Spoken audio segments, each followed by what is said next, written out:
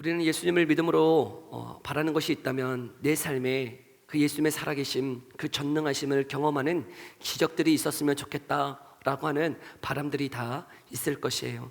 하나님 살아계시기에, 하나님 전능하시기에 내 삶에도 그 예수님이 행하셨던 그 기적이 내 삶에도 있기를 바라는 것 당연하다 여겨져요. 그런데 여러분, 기적이 있기 위해서는 전제되는 것이 있어요. 병 나은 기적이 있기 위해서는 뭐에 걸려야 되는 거예요? 병에 걸려야 되는 것이죠. 여러분, 풍랑이 잔잔함을 얻으려면 어떠해야 됩니까? 풍랑을 맞는 인생의 험악한 인생을 걸어가야 하더라는 거예요. 홍해가 갈라지는 기적을 경험하고 싶으십니까? 어떤 일이 있어야 되는 거예요? 적군이 뒤에서 쫓아오고요, 앞에는 가로막는 홍해가 있어야 그 홍해가 갈라지더라는 것이죠. 기적은요, 그 전제가 내 삶 가운데 고난이 와야 되는 거예요. 그래서 때로는 기적이 없어도, 내 삶에 기적이 일어나지 않아도 그냥 평범한 일상의 삶이다 할지라도요, 그것이 기적인 줄 믿습니다.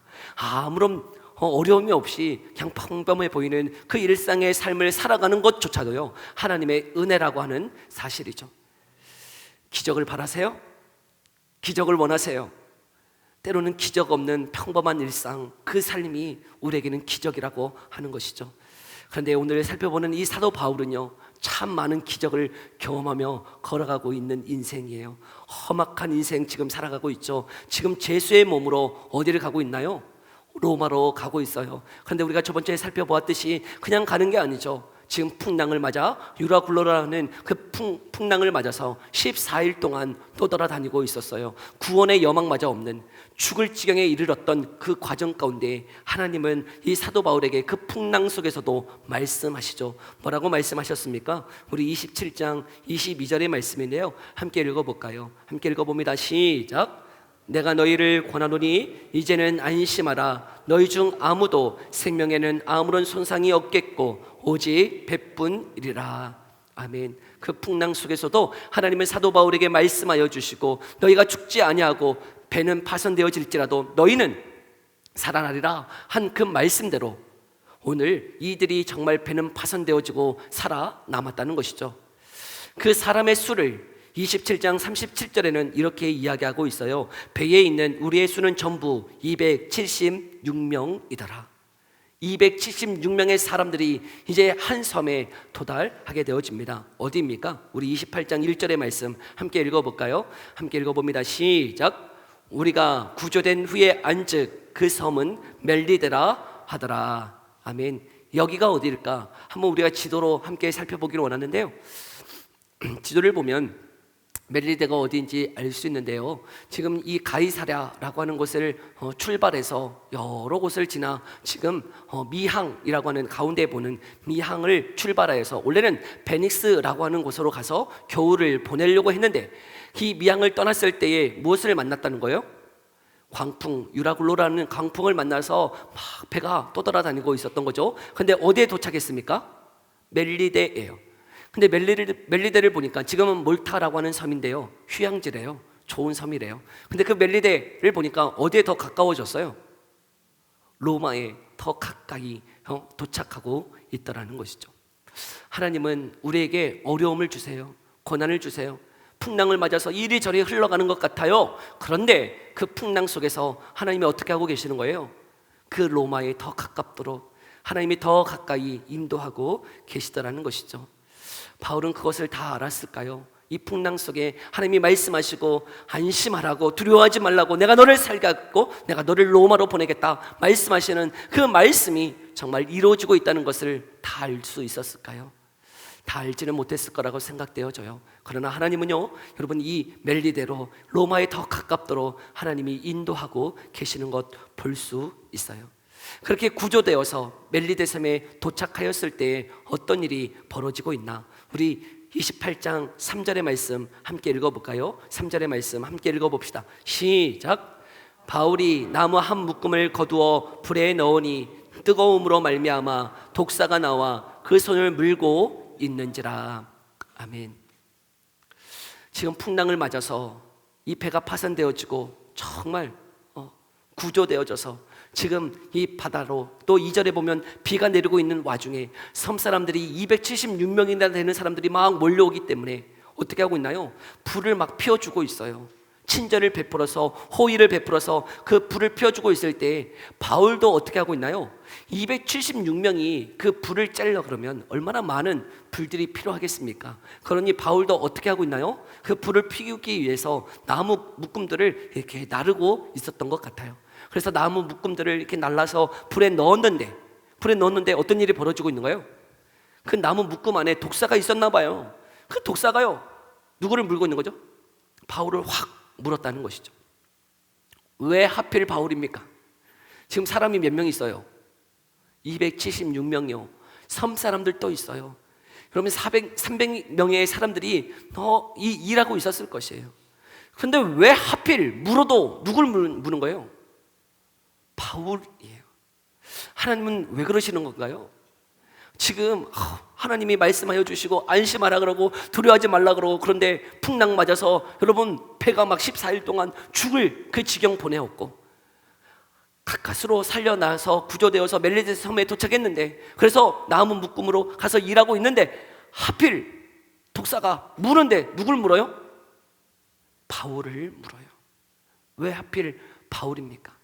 왜 그 안 되고 힘들고 어려운 것은 왜 나에게만 일어나는 것처럼 보여지느냐 하는 것이죠.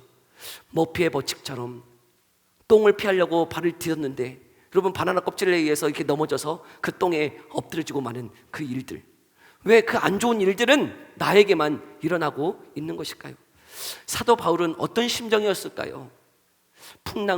그 풍랑을 맞아 그 항해 14일 동안 떠돌아다니다가 가까스로 살아났는데, 또 나무를 하려고 그렇게 나무를 던졌는데 독사가 왜 하필 나를 무는가? 그 심정 아니었겠어요? 여러분, 이때 바울의 심정이 어땠을 것 같아요? 기쁘고 즐겁다? 감사가 넘친다? 그러지 않았을 것 같아요. 제 생각에는 저라면 원망했을 것 같아요. 불평했을 것 같아요. 하나님, 뭡니까 이게? 여기 수많은 사람들이 있는데 독사가 물어도 왜 하필 저를 뭡니까?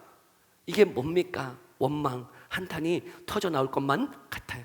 너무나 힘든데, 지금 삶이 너무나 힘든데 왜 내게 이런 일들이 있을까?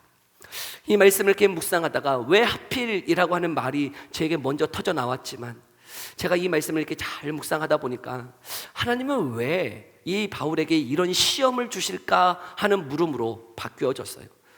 바울에게 왜 이런 일을 하나님은 허락하실까? 왜요? 고난이 계속 용석돼요. 왜 일들이 계속 멈추지 않고 기적과 같은 일들이, 고난과 같은 일들이 계속 끊임없이 그에게 있는가? 저는 이 말씀을 묵상하다가요, 한 말씀 속에서 힌트를 얻었어요. 우리 함께 볼까요? 사도행전 27장 25절의 말씀인데요, 함께 먼저 읽어봅시다. 27장 25절의 말씀이에요. 함께 읽어봅니다. 시작. 여러분이요, 안심하라. 나는 내게 말씀하신 그대로 되리라고 하나님을 믿노라. 아멘. 예루살렘에서 그 감옥에 갇혔을 때에 하나님이 그 밤에 찾아오셔서 뭐라고 말씀하셨죠? 두려워하지 말라고, 안심하라고. 이 예루살렘의 끝이 아니라 하나님이 어디로 보내시겠다라고요? 로마로 보내시겠다라고 분명히 약속하셨어요. 그런데 몇 년 감옥에 갇혀 있었나요? 2년이에요. 이태 동안. 여러분, 2년이라고 하는 시간 동안 하나님이 말씀하셨지만 2년 동안 감옥에 갇혀 있었어요. 그런데 2년 후에 어떤 일이 벌어지고 있는 거예요? 그 총독이 바뀌어지고 새 총독이 와서 다시금 재판이 열려지고 하나님이 인도하시는데, 이제는 로마로 보내주겠다는 거예요. 로마로 가고 있는데 어떤 일을 맞이하고 있나요? 광풍을 만나서 여러분 죽을 지경에 처해져 있었어요. 근데 그 속에서도 하나님은 다시금 이 바울에게 오셔서 뭐라고 말씀하고 있는 거예요? 안심하라는 거예요. 두려워하지 말라는 거예요. 어디로 보내시겠다라고요? 로마로 보내시겠다라고 다시 말씀하고 있는 거죠. 그렇게 구조되어져서 멜리데 섬에 도착했어요. 근데 독사가 또 물어요. 여러분, 어떤 시험입니까? 여러분, 그 상황이 여전히 고난이 찾아오고요, 그 고난은 연속이지만요, 그 바울이 믿어야 되는 것은 하나님의 약속은 반드시 이루어진다는 것을 믿기를 위한 시험 같았어요. 여러분, 지금 그냥 뱀이 문 게 아니에요. 어떤 뱀이요? 독사요. 여러분, 독사가 물었단 말이에요.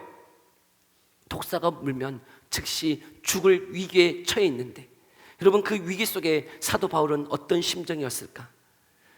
죽지 않는다, 따끔하지만 죽지 않는다 하고 하는 믿음이 있지 않았을까요? 왜요? 아직 로마로 가지 않았기 때문에. 하나님은 반드시 나를 로마로 보내시겠다라고 말씀하셨으니, 그 말씀이 지금 독사가 물고 내 가운데 풍랑이 일고 고난이 있고 감옥에 계속 갇힌다 할지라도, 여러분 그 말씀은 반드시 어떻게 돼요? 저요? 이루어진다라고 하는 그 믿음의 시험이 이 바울에게 지금 있다 여겨져요. 여러분, 이 믿음의 시험들은 많은 믿음의 조상들에게도 동일하게 주어졌어요.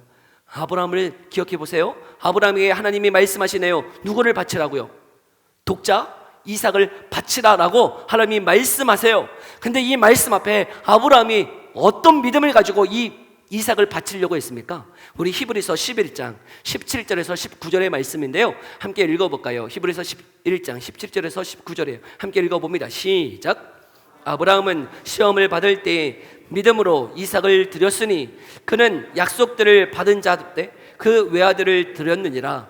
그에게 이미 말씀하시기를 네 자손이라 칭할 자는 이삭으로 말미암음이라 하셨으니, 그가 하나님이 능히 이삭을 죽을 자 가운데서 다시 살리실 줄로 생각한지라. 아멘. 이삭을 바치라라고 하는 그 명령을 들었을 때 아브라함의 믿음이 무엇이었냐면, 하나님의 약속, 말씀이 무엇이었냐면, 이삭을 통해서 네 민족, 큰 민족 이루어주시겠다라고 약속하셨다는 것이에요. 그러니 내가 이 이삭을 바치면 하나님이 어떻게 해주실 것을 믿었다고요? 다시 살리실 것을 믿고 그 이삭을 바치려고 했다는 것이죠. 이게 시험이에요. 우리에게 여러분 풍랑이 일고 2년 동안 감옥에 갇혀지고 풍랑이 일고 독사가 물려지는 일이 있다 할지라도 하나님의 약속은 반드시 이루어진다라고 하는 그 믿음을 우리에게 보여주기를 원하시는 것이죠. 아브라함이 이 이삭을 바쳤을 때 그때 하나님이 말씀하시는 게 무엇이었을까? 우리 창세기 22장 12절을 한번 읽어볼까요? 함께 읽어봅니다. 시작. 그 아이에게 네 손을 대지 말라. 그에게 아무 일도 하지 말라. 네가 네 아들 내게 아끼지 아니하였으니 내가 이제야 네가 하나님을 경외하는 줄을 아노라. 아멘. 내가 이제야 네가 하나님을 경외하는 줄을 알겠다라고 말씀하고 있어요. 여러분, 독자 이삭을 바치는 그 행위, 내가 말씀을 믿고 주님 앞에 그 일들을 행하는 그 행위, 그 일을 통해서 하나님이 뭐라고 약속하고 계신다고요? 네가 이제야 나를 경외하는 줄을 알겠다. 여러분, 경외한다는 게 도대체 뭘까요?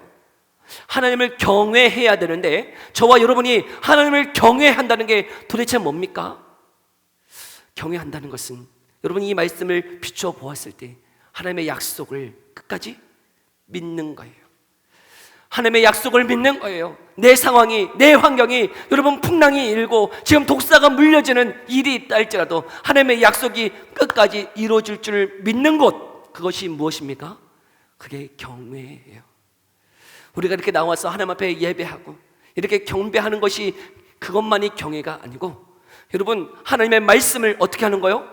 내 상황과 내 환경이 절망이고 낙심이고 원망이 이루어지는 그 상황이다 할지라도 끝까지 누구를 믿는 거예요? 하나님의 약속을 믿는 거예요. 하나님의 말씀을 믿는 거예요. 그 믿음이 여러분 하나님을 경외하는 것인 줄 믿습니다. 저와 여러분이 그 하나님을 경외하며 내 상황과 내 환경을 뛰어넘어서 살아계신 그 하나님을 믿음으로 고백하며 걸어가는 저와 여러분 되어지기를 간절히 소망해요. 독사가 지금 이 바울을 물었을 때 그 원주민들의 반응이 나타나고 있는데요, 먼저 그 물렸을 때 그 원주민들의 반응이 무엇입니까? 우리 4절의 말씀 함께 읽어볼까요? 4절 함께 읽어봅니다. 시작. 원주민들이 이 짐승이 그 손에 매달려 있음을 보고 서로 말하되 진실로 이 사람은 살인한 자로다. 바다에서는 구조를 받았으나 공의가 그를 살지 못하게 함이로라 하더니, 이 독사가 바울을 무는 것을 보았을 때 지금 섬 사람들의 반응이 무엇이냐면, 지금 저 사람들이 지금 제수라는 것을 이렇게 들었던 것 같아요. 제수다라고 하는 것을 들었는데 지금 독사가 바울을 무는 것을 보았을 때 구조는 되었으나 그 하늘이 지금 살아있기 때문에, 그 하늘의 공의가 살아있기 때문에 지금 이 바울을 물었을 때 어떻게 생각하고 있는 거예요? 저 사람 살인자일 것이 분명해. 여러분, 바울의 죄명이 살인자입니까? 아니에요. 그런 거 없어요. 죄명이 없어요. 그럼에도 불구하고 사람들은 그 독사가 무는 그 행위를 통해서 저 사람은 살인자가 분명하다라고 하는 판단을 하고 있다는 것이죠. 우리도 그렇지 않습니까? 어떤 우리의 삶에 고난이 찾아오면, 우리 삶에 어려움이 찾아오면 어떤 생각을 합니까? 저 사람이 얼마나 잘못했길래 하나님의 심판을 받나, 하나님의 저주를 받나 라고 하는 생각을 하는 경우가 있어요. 마치 욥의 세 친구처럼 말이죠. 욥이 고난을 당했어요. 어려움을 당했어요. 그 욥의 친구들이 와서 하는 이야기가 무엇입니까? 야, 네가 하나님 앞에 죄를 지었으니까 하나님이 심판하고 있는 것이지, 너가 죄가 없는데 왜 하나님이 너에게 그런 심판을 허락하시겠느냐라고 얘기하는 것처럼, 때로는 우리의 생각이요, 고난을 당하고 어려움을 당할 때 우리의 보편적인 생각이 하나님의 심판을 받고 있다 여기는 경우들이 너무 많다는 것이죠. 그런데 여러분, 지금 이 바울이 죽지 않자 또 그 반응이 바뀌어지고 있어요. 6절의 말씀인데요, 함께 읽어볼까요? 6절 함께 읽어봅니다. 시작. 그들은 그가 붙든지 혹은 갑자기 쓰러져 죽을 줄로 기다렸다가 오래 기다려도 그에게 아무 이상이 없음을 보고 돌이켜 생각하여 말하되 그를 신이라 하더라. 아멘. 오늘 말씀을 보면요, 이게 독사가 물었는데 부었어요, 안 부었어요? 붙지도 않았어요. 붙지도 않았고요, 갑자기 또 쓰러져 죽어야 되는데 죽지도 않았어요. 하나님이 그를 살려주셨어요. 하나님의 기적을 일으켜 주셨어요. 그러니 그 바울을 보았을 때 또 뭐라고 그들이 판단하고 있는 거예요? 그는 신이다 라고 판단하고 있다는 것이죠. 여러분, 우리의 판단이 얼마나 편협하고 편견이 있고 선입견이 있는지 몰라요. 때로는 고난을 당하면 하나님의 심판을 받는다 그러고, 또 어떤 사람이 하나님의 복을 받아서 잘 살면 어떤 마음이에요? 그냥 배가 아파요. 저 사람이 잘해서 그런 거 복 받는다 이런 것도 아니고 그냥 배가 아파. 그냥 하나님이 왜 저 사람에게 저런 축복을 주십니까? 막 그러면서 그냥 배가 아픈 것이 우리의 생각이더라 하는 것이죠. 저 안에 사랑하는 성도 여러분, 이런 편견, 이런 선입견들이 사라지기를 소망합니다. 하나님은 우리에게 그런 편견, 그런 선입견으로 살아가기로 말씀하심이 아니에요. 에베소서 4장 2절에서 3절의 말씀을 보니까 이렇게 말씀하고 있네요. 모든 겸손과 온유로 하고 오래 참음으로 사랑 가운데서 서로 용납하고 평안에 매는 줄로 성령이 하나 되게 하신 것을 힘써 지키라. 우리에게 요구하시는 것은 판단이 아니에요. 비판이 아니에요. 어떻게 하라고요? 서로 용납함이에요. 사랑으로서 우리가 힘써 지켜야 되는 것은 성령이 하나 되게 하신 이 공동체를 우리가 힘써 지켜야 되는 것이죠. 용납하는 거예요. 사랑하는 거예요. 품어주는 것이죠. 저 안에 사는 성도 여러분, 다른 사람들이 고난 가운데 있습니까? 어려움을 당하고 있습니까? 어떻게 하면 되는 거예요? 기도해 주십시오. 위로해 주십시오. 또 잘 되고 있습니까? 배 아파하지 마시고 여러분 함께 기뻐해 주십시오. 하나님이 그렇게 저와 여러분들을 위해서 이 한 공동체 안에 우리가 엮어주심을 통해서 내가 잘났고 내가 박수받고 나를 자랑하는 것이 공동체가 아니요, 서로를 위로하고 서로를 기뻐하며 박수치며 평안에 매는 줄로 여러분 더욱더 하나 되게 하는 그 일을 힘써 지키도록 저와 여러분들을 부르신 줄 믿습니다. 그 일을 위해서 우리가 용납하고 사랑함으로 우리가 그 일을 지켜나갈 수 있기를 간절히 소망합니다. 지금 이 일들을 통해서 사도 바울이 독사에 물렸으나 죽지 아니하고 살아나는 그 일들을 통해서요, 하나님은 지금 누구를 구원하시기 원하냐면 이 멜리데, 이 섬 사람들을 구원해 가시기를 원하세요. 그들의 생각, 편협된 선입견을 가지고 나아가는 그 생각을 부시고요, 그들을 구원해 나아가시기를 하나님은 원하시다는 것이죠. 그런데 이 섬 사람들의 특징이 있어요. 우리 2절을 보면 이 구조되어서 276명이 몰려왔을 때 이 섬 사람들이 보여준 게 무엇입니까? 비가 오고 날이 참에 원주민들이 우리들에게 특별한 동정을 하여 불을 피워 우리를 다 영접하더라는 것이에요. 그들은요 276명이나 되는 그 사람들을 어떻게 하고 있나요? 돌보고 있어요. 근데 276명 몇 달 동안 그 섬에 있었는가? 11절을 보면 석 달 후에라고 말씀하고 있어요. 그 섬에 지금 며칠을 머물고 있다고요? 석 달. 여러분, 잘 곳이 있겠어요? 먹을 것이 있었나요? 여러분 그 사람들이 이렇게 생활할 여건들이 충분하지 않았음에도 불구하고 이 섭 사람들의 특징이 무엇이냐면 그들을 다 돌보고 있다는 것이죠. 얼마나 착합니까? 저희 교회에서는 한 달에 한 번 이게 행복 국수 나눔해요. 그래서 7, 80명의 어르신들 와서 이렇게 준비해서 국수 한 달에 한 번 대접하는 건데요. 힘들어요. 근데 석 달 동안 여러분 이때는 뭐 세 끼 먹지는 않았을 거 아니에요. 세 끼까지는 아니지만 하루에 한 끼 먹어도요. 그 음식 그 276명 대접하고 잠자리 또 그런 것들 다 돌보려고 그러면 얼마나 많은 관심들이 필요했겠어요.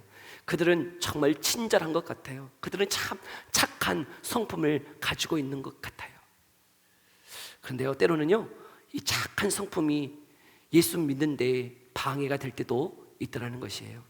제가 군대에 갔을 때요, 좋은 선임을 만나는 것이 너무나 중요한데 저는 좋은 선임을 만났어요. 저희 선임이 예수 믿지는 않았지만요, 얼마나 참 이렇게 마음이 착하고 선한지 다른 사람들을 이렇게 배려하고 이렇게 막 갈구고 이런 성품이 아니어서 참 그 선임 앞에서 좋은 평안하게 군대 생활 할 수 있었어요. 그래서 그 선임을 전도하고 싶었어요. 제 선임은 제가 신학생이었다는 것도 알고 또 이제 전역하면 목사가 될 거라는 것도 알고 있었기 때문에 그 사람 정말 전도하고 싶었어요. 이 착한 사람 정말 전도하여서 예수 믿으면 얼마나 좋을까 하는 마음으로 전도하기를 시작했어요. 근데 제가 전도하려고 하면 전도하지 말라는 거예요. 전도하지 마. 왜 그랬냐면 그 선임이 있잖아요. 제게는 한참 선배 대대장급이 아니고 중대장급 이게 대위들이 있었어요. 대위들.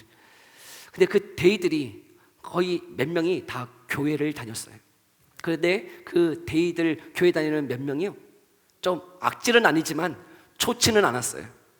성격이 좋지 않았고 그 모든 자기들이 한 게 아닌데 밑에 있는 후임들이 했는데 그것들을 다 자기가 했다라고 이렇게 가로채서 자기 자랑하고 있고 그런 선임들. 그래서요, 제 선임이 교회 다니는 것들은 다 나쁜 놈이라는 거예요. 저 교회 다니는 선임들 보라고. 저것들을 교회 안 믿고 나처럼 사는 게 더 낫지. 교회 다니면서 저렇게 사기치고 등쳐먹고 악하게 사는 것들, 저것들 다 죽어야 된다고. 하나님 살아계시다면서 하나님은 뭐 하시냐고. 저것들 안 잡아가고. 하나님 뭐 하시냐고. 저것들 잡아가시지. 나처럼 이렇게 착하게 살고 선하게 사는 사람, 그런 사람이 구원받아야 되는 것 아니냐고 저한테 대물었어요. 여러분 어떻게 생각하세요? 여러분 주변에도 착한 사람 있잖아요. 교회는 안 다니지만 교회 다니는 사람들보다 더 착하고 성품 좋고 정말 인품 좋은 사람들. 여러분 그 사람들은 구원 받아야 됩니까? 구원 받지 않아도 되는 겁니까? 어떻게 생각하세요? 그들도 착한 성품이지만 다른 사람을 더 배려하고 살아가지만 그들도 구원받아야 마땅한 죄인인 줄 믿습니다. 그들도요, 구원받아 마땅한 죄인이라고 하는 사실이죠. 근데 그거를 깨닫지를 못하는 거예요. 다른 사람에 비해서 내가 더 착하고 성품이 좋고 좀 더 낫기 때문에 때로는 나는 하늘이 살아계시고 하나님의 신이 있다면 나 같은 사람이 구원받아야지 라고 여기지만, 여러분 더 나은 게 뭡니까? 좀 나은 게 뭐가 있는 거예요? 내 배려를 조금 한다 그래서, 여러분 다른 사람들을 잘 배려해주고 기부를 하고 좀 착하게 산다 그래서 구원받지 않아도 되는 죄인이 아니란 말이에요. 그들도 절대적인 구원이 필요한 죄인인 줄 믿습니다. 그래서 하나님은 이곳에 하나님이 이 바울을 보내고 계신 것이죠. 이 멜리데 이 섬에 바울이 온 것은 이들을 구원하시기 위한 하나님의 계획이신 거예요. 구원이 필요 없는 죄인이 없어요. 아무리 착해도요, 아무리 선해도, 많은 기부를 하고 아무리 이 세상 가운데 선하게 살아간다 할지라도요, 저와 여러분들은 다 하나님 앞에 죄인인 줄 믿습니다. 그것을 깨닫는 것이요 은혜예요.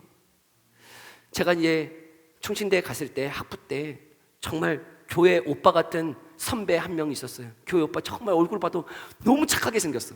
저는 봐도 이렇게 좀 랄랄리처럼 생기고 막 이게 좀 까지게 생겨가지고 그 선배 딱 보면 아 정말 교회 오빠다 싶은 그 선배 한 명 있었어요. 이게 안경 딱 쓰고 기타 치고 그냥 정말 이렇게 선하게 생긴 그 선배랑 이야기할 때가 있었어요. 근데 그 선배랑 이야기할 때 그 선배가 이야기한 것 아직도 잊지 않아요. 20년이 지났는데 아직도 잊어버리지 않아. 자신은 너무나 착해서요, 예수 믿는 것이 너무 힘들었다는 것이에요. 자신은 너무 착해서 예수 믿는 것이 힘들었다 얘기하는데 저는 전혀 이해가 안 됐어요. 왜냐하면 저는 중고등부 이게 수련회 가고 그러면요, 그렇게 죄인이라고 맨날 회개하고 눈물만 흘렸어요. 내가 죄인이라는 것, 여러분, 저는 부정하지 않았어요. 왜요? 내 안에 있는 그 음란과 더러움과 추함과 악함이 너무 많았기 때문에 수련회에 가면 3일 동안 맨날 회개만 했어. 회개만. 근데 그 선배의 말은 자신이 너무 착해서 자신이 죄인이라는 것을 깨닫는 것이 너무 어려웠다 얘기하는데 좀 미친 거 아닌가 싶을 정도로 어떻게 저럴 수가 있지? 자기가 착하다 그러면 도대체 얼마나 착하다고 자기가 죄인인 거를 모르지? 그거 아는 게 어렵나? 나는 너무 죄인인 걸 너무나 잘 아는데. 그러면 제가 중고등학교 때 죄를 지었으면 얼마나 됐겠어요? 제가 죄를 지었으면 술, 담배를 했겠습니까? 애를 팼습니까? 사기를 쳤습니까? 컨닝을 합니까? 제대로 살아갔어요. 여러분, 제대로 살아가. 그렇지만 하나님 앞에 섰을 때, 내 마음을 보았을 때 내 마음에 욕심이 있고 음란이 있고 더러움이 있고 추함을 보게 하셨기 때문에 내가 죄인이라고 하는 그 사실 앞에요, 회개하지 않으면 안 되는 심정이라는 것 다 알 수 있었어요. 근데 그 선배랑 이야기할 때 나는 너무나 착해서 죄인인지 정말 아는 것이 너무 힘들었다. 그 말이 이 착한 사람들을 볼 때 이해가 되어지더라고요. 또 착한 사람들을 이렇게 보면요, 이해가 되어지더라고요. 선한 성품으로 살아가는 사람들이 있어요. 선한 성품, 양반같이 선한 성품으로 태어나신 몇 분의 사람들을 이렇게 제가 봐요. 예수 믿기 정말 힘들구나. 저 사람들 예수 믿기 정말 힘들구나. 그런데도 불구하고요, 여러분, 우리의 심령을 성령의 빛을 비춰주셨을 때 여러분, 우리 안에 그 더럽고 추함을 보게 하시는 것이 은혜인 줄 믿습니다.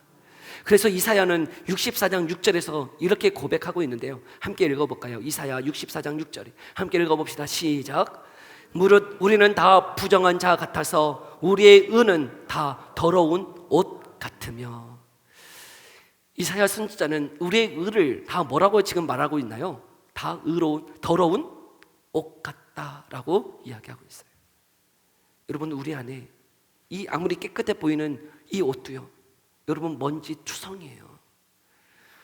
제 사무실에 스타일러가 하나 있어가지고, 여러분, 이게 양복은 잘 빨지도 않잖아요. 근데 깨끗해 보이잖아요. 깨끗해 보이기 때문에 잘 빨지도 않지만 스타일러에 넣으면 어떻게 되는 거예요? 먼지가 한가득이에요.